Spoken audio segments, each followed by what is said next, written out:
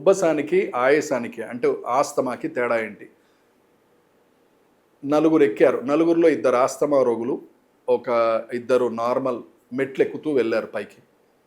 మెట్లు ఎక్కి వెళ్ళిన తర్వాత ఆస్తమా రోగులకి నార్మల్ అవ్వటానికి మోర్ దాన్ 2-3 మినిట్స్ పడుతుంది. ఇదే నార్మల్ పర్సన్స్కి అందరికీ వస్తుంది ఆయాసం కదా, సత్యం అది. ఎవడు మెట్లు ఎక్కితే కొద్దిగా ఆయాసం ఎవరికైనా వస్తుంది, న్యాచురల్, ఫిజియోలాజికల్. కానీ 3 నిమిషాలు 4 నిమిషాల లోపల కనుక మీ ఆయాసం సెటిల్ కాకపోతే ఇది అబ్నార్మల్.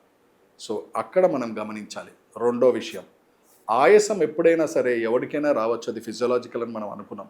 ఎవరికైనా వచ్చే ఆయాసంలో ఆస్తమాగా ఎలా గుర్తించాలంటే, పడుకున్నప్పుడు రూమ్ సైలెంట్గా ఉన్నప్పుడు లోపల నుంచి కొద్దిగా పిల్లి కూతల్లాగా కుయ్ కుయ్ అని శబ్దాలు కనుక రావచ్చు, బరువుగా అనిపించడం, ఛాతీ తాడుబెట్టి కట్టేయడం, ఇలాంటి లక్షణాలు కనుక ఉన్నట్టయితే అది ఖచ్చితంగా మనం స్పైరోమెట్రీ పల్మనరీ ఫంక్షన్ టెస్ట్ అని చేస్తారు పల్మనాలజిస్టు, అది చేసుకోవాల్సిన అవసరం ఉంటుంది.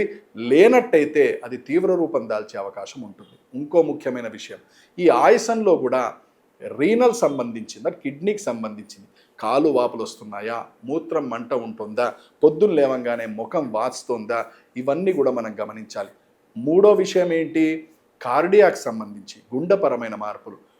కొద్దిగా నడిచినా, కొద్దిగా మెట్లెక్కినా మైకం రావడం, గుండె పటపట కొట్టుకోవడం, ఆయాసం రావడం, చేతులు తిమ్మిర్లు రావడం, ఇవన్నీ కూడా మనం గమనించి ఎలా ఉన్నా కూడా 2 నిమిషాలు 3 నిమిషాల్లో కనుక అది తగ్గకపోతే ఇమ్మీడియట్గా డాక్టర్ దగ్గరికి సంప్రదించడం మంచిది.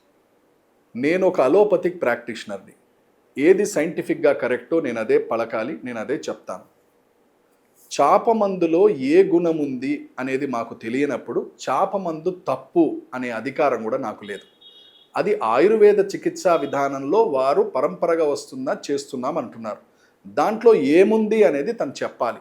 చెప్తే అది ఒకవేళ ఆయుర్వేదిక్ సైన్స్ ప్రకారం గనక కరెక్టే అయినట్టయితే ఖచ్చితంగా మంచిదే, అది పర్లేదు తీసుకోవచ్చని అప్పుడు చెప్పాల్సి వస్తుంది.